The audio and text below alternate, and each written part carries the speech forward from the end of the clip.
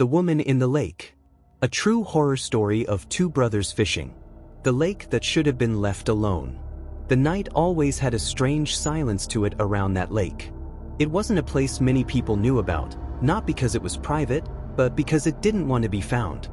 Hidden behind thick walls of pine and undergrowth, the lake existed like a secret, wrapped in stillness that could turn uncomfortable if you stayed too long. Two brothers had made it their special place. It started when they were younger, a place to fish, laugh, and talk about the future. A place untouched by crowds and noise. But as the years passed, that same silence that once felt peaceful began to feel different. On one particular Friday evening, when the sun was beginning to bleed into the trees, they packed their bait and rods, hiked the narrow path through the woods, and reached the edge of that forgotten water. The air was damp, heavy, and cold, the kind that clings to your skin and makes you feel watched. The brothers set up on a formation of old rocks at the edge of the lake. The reflection of the dying light shimmered across the surface, and for a while, everything felt normal. The rhythmic sound of crickets mixed with the quiet splash of fish breaking the surface. It was almost perfect. But then, as the orange faded into black and the forest began to swallow the last bit of light, one of them noticed it, movement across the lake. At first, it looked like ripples, soft and random, as if a large fish was disturbing the calm. But the ripples didn't fade. They grew. They moved. They carried a strange rhythm, like something, or someone, was moving with intent. The lake wasn't small. It stretched wide enough that you couldn't clearly see the other side at night. But even from that distance, the disturbance was unnatural. The water seemed to rise and churn as if it was alive. Then came the shape. It broke the surface slow, deliberate, and towering. Not an animal. Not any creature they could name. It was a human shape, dark and dripping. It stood in the water, facing them, unmoving. No sound came from across the lake. No splashing, no breathing, nothing but stillness. The figure just existed, half submerged, half exposed, staring. The brothers froze. Their instincts screamed to run, yet their curiosity chained them to the spot. What was someone doing in a remote lake at night? And how long had they been under? The cold breeze moved through the trees, and the surface of the lake stilled again, except for the faint ripples that spread outward from where the figure stood. Minutes passed. Nothing changed. The person didn't move, didn't wave, didn't speak. Just swayed gently in the dark water, as if floating between this world and something else. The younger brother whispered something, a question neither of them would ever remember, and the sound of his voice seemed to echo unnaturally far. Then, without warning, the figure sank. No splash, no dive, just a slow descent into the water, as if pulled under by unseen hands. The surface closed over it like a curtain, leaving the lake calm again. The older brother checked his watch. The seconds stretched into minutes. 2 minutes. 3, 4. The water remained still. Then came the ripples again, closer this time. Much closer. The younger brother's breath caught as the shape began to rise again, now only halfway across the lake. The water clung to it, shimmering under the pale moonlight that had begun to peek through the clouds. This time, the figure's features were clearer. It was a woman. Her hair was long, slick with water that glimmered like oil. Her skin looked pale, almost colorless. She moved like the lake itself was holding her upright, her motions smooth and unnatural, as if gravity didn't apply. There was something beautiful about her, but wrong. Too calm, too deliberate. Her presence carried the weight of something ancient, something that didn't belong to that place or this time. The brothers watched, frozen in silence, as she turned her head slowly toward them. The distance between them was still wide, but they felt her gaze pierce through the fog and darkness, cold and deliberate. Then the smile. Soft, eerie, inviting. A smile that didn't reach her eyes. For a moment, one of the brothers thought he heard something, not a word, not quite a whisper, but the echo of something calling from beneath the water. The same tone, repeating again and again, faint as a breath yet unmistakably human. The woman tilted her head, as if waiting. The air grew colder. The forest went silent. Even the crickets had stopped. And then she sank again. No bubbles. No sound. Just gone. The brothers sat there, staring at the rippling black water that now seemed endless. The fear didn't hit immediately. It crept in slow, like frost spreading across glass. A realization that something was watching, something intelligent, something that had never meant to be seen. And in the hollow quiet that followed, the lake began to whisper. It wasn't wind. It wasn't water. It was something deeper, like voices coming from beneath the surface, murmuring in patterns that made no sense. That was when the older brother finally spoke, barely above a whisper, his voice trembling. They needed to leave. He didn't wait for a reply. He stood, grabbed his things, and turned toward the woods. But before he could take a step, he looked back one last time at the water. The lake was still again, empty. But as he watched, something shifted, a hand, pale and slender, breaking the surface. Just a hand. Fingers curling as if reaching for him. Then, as quickly as it appeared, it sank back into the depths, leaving only ripples. The brothers didn't speak another word that night. They left everything, rods, bait, even their cooler, and ran through the woods until they reached the car. Behind them, deep in the forest, the whispering didn't stop. It only grew louder. The return to Blackwater Lake. Days passed after that night, but the memory didn't.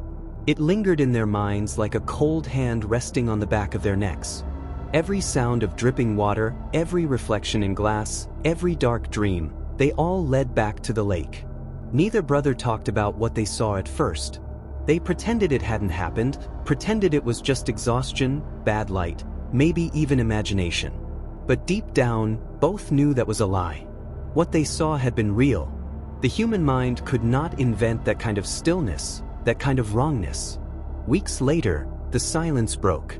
It was the younger brother who brought it up first. He said he'd been hearing water. Not running water. Dripping. Inside his room. At night. He'd wake up to the sound of it, a slow, heavy drop that came from nowhere. There was never a leak, never a trace of moisture. But sometimes, when he sat up, he thought he saw something, a shadow in the corner, like the silhouette of someone standing chest-deep in invisible water. The older brother dismissed it as stress. Until he started hearing it too. The house itself began to feel damp. The walls, the air, the smell of mud and algae that had no reason to exist in a dry room. And every time one of them looked out the window at night, they swore they saw movement between the trees at the edge of their property, something swaying slowly, like it was still underwater. Finally, their father noticed the change. He said the boys were acting strange, quiet, pale, distracted. When they told him what happened, he laughed it off. A girl swimming in the lake? Probably a prank, he said. But he offered to come along next time, just to prove it was nothing. They didn't want to go back. But some sick curiosity inside them, some unfinished question, pushed them to agree. The next Friday, they returned. The forest was silent again. Even the birds avoided it. The trail felt longer, the trees denser, the air colder. When they finally reached the clearing, the lake looked black, like a mirror of tar stretching into forever. Their father carried a flashlight and a small fishing lantern. The light barely cut through the fog crawling across the surface. It was as if the night had thickened around them. They fished for nearly an hour without speaking. Nothing bit. No ripples, no fish, no sound but the faint hum of insects far away. It felt dead. And then a bubble broke the surface. Then two. Then dozens. The water churned, as if something beneath was breathing. The bubbles moved in a line, slow and deliberate, toward the spot where the brothers had sat weeks before. Their father stood up, shining his flashlight across the water. The beam hit something pale just beneath the surface, skin. Then it vanished. He cursed, thinking it was a log or debris, but the brothers knew better. The older one gripped his brother's arm so tightly it left marks. "She's back," he whispered. The flashlight beam danced across the surface again. Nothing. Then a shape rose behind it. A woman. The same woman. Her long hair clung to her face, dripping dark water. Her lips were blue, eyes half-lidded, body unnaturally still except for the slow rocking motion of the waves that carried her. The father took a step forward, squinting. "Miss? Are you all right?" The woman didn't answer. She only stared, her face expressionless, until the faintest smile began to curl across her lips. The light caught her eyes then. They weren't normal. They reflected nothing. No white, no color, just an endless black, like holes leading straight into the depths of the lake. The father lowered the flashlight, his face tightening. "Boys, back up." But before they could move, she spoke. Not loud, not even clear. Just a whisper that carried across the water, soft and sharp like a blade drawn across glass. "Come in."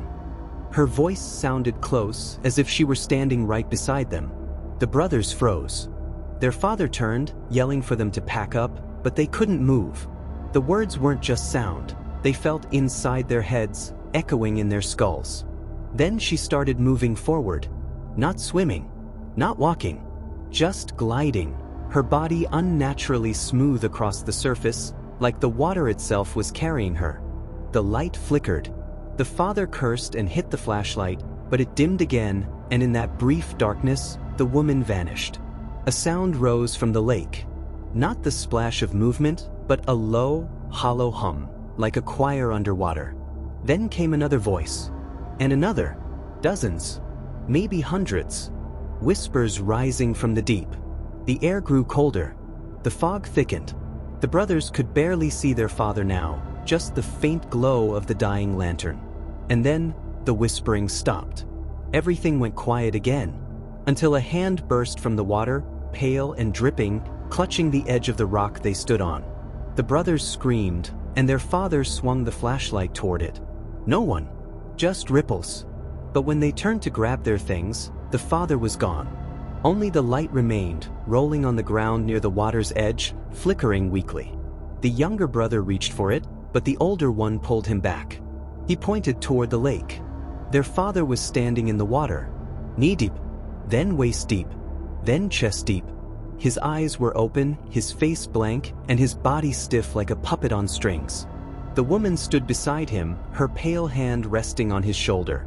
And as they watched in frozen horror, she leaned toward him, her face close to his ear, and whispered something that made the air itself shudder. Then both of them sank beneath the water.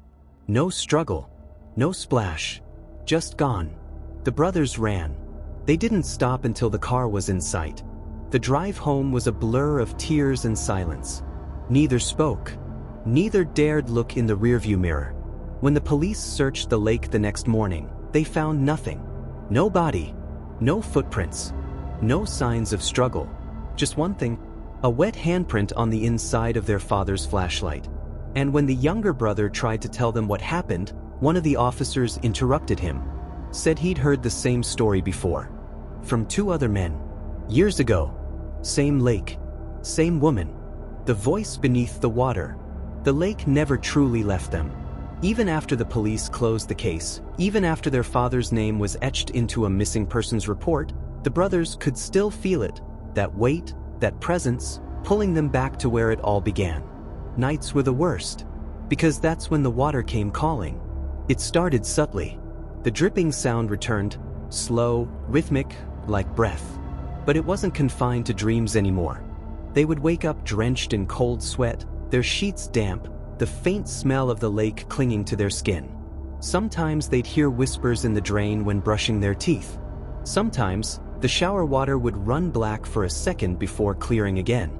The younger brother began to break first. He started sleepwalking. Every night, he'd be found standing barefoot in the hallway, staring at nothing. His lips moved as if he were speaking underwater, soft, incomprehensible words, but the tone was unmistakable. The same one they heard that night. The one that said, "Come in." The older brother began locking the doors at night. But locks didn't stop dreams. He would wake up gasping, convinced he was drowning. Sometimes, he'd wake to find his pillows soaked, not with sweat, but with lake water, cold and smelling of algae. Weeks turned into months, and the world moved on, but they didn't. The police called the case cold. Neighbors whispered that their father had run off, maybe started a new life. But the brothers knew. He hadn't left.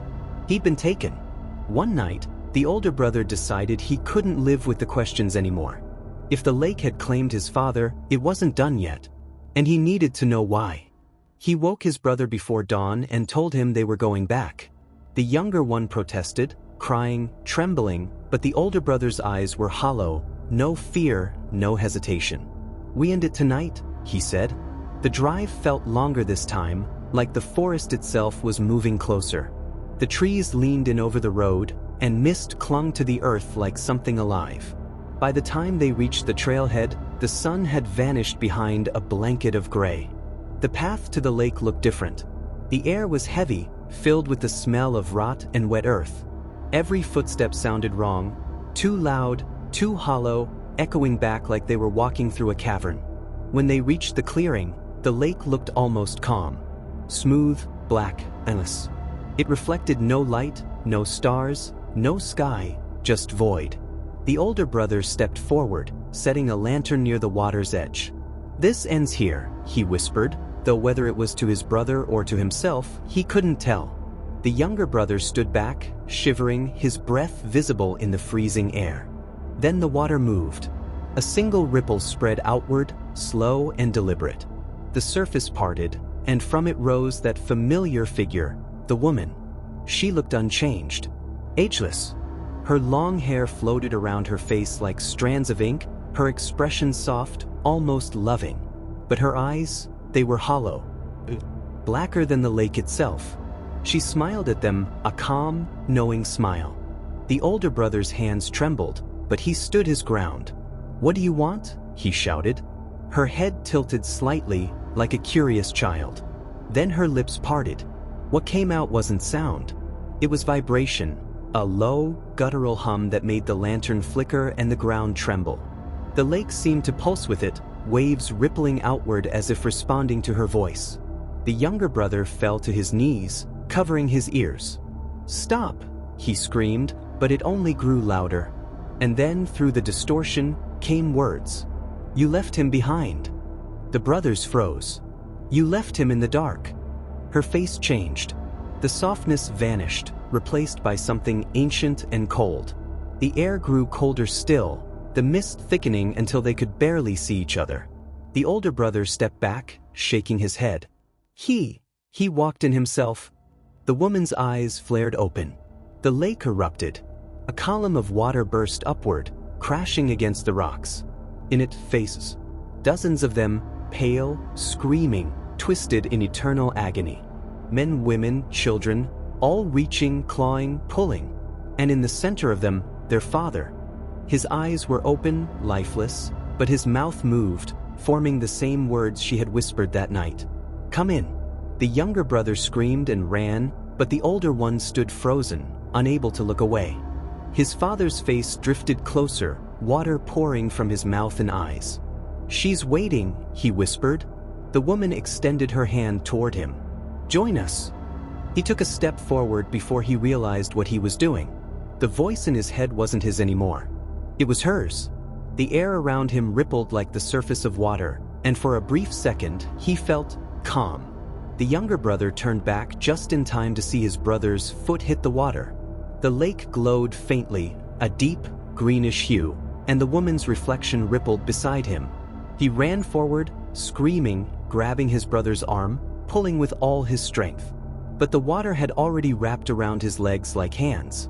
"Don't look at her," he shouted, tears burning his eyes. The older brother turned and smiled. Then he let go. The lake swallowed him whole. No splash, no sound, just silence. The woman sank with him, her pale hands still clutching his wrist. The younger brother collapsed on the shore, sobbing, staring into the black water that reflected nothing back. The surface was still again, calm and empty, as if nothing had happened. When he finally looked up, the lantern had gone out.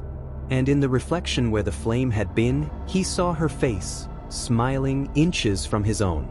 He ran. He never went back. Years passed.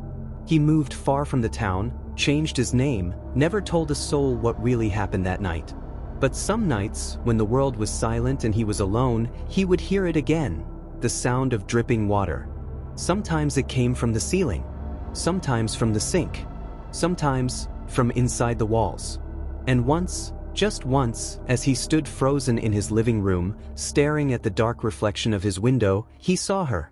standing outside, dripping, smiling, waiting. The glass fogged as her lips formed the same two words he would never forget. Come in.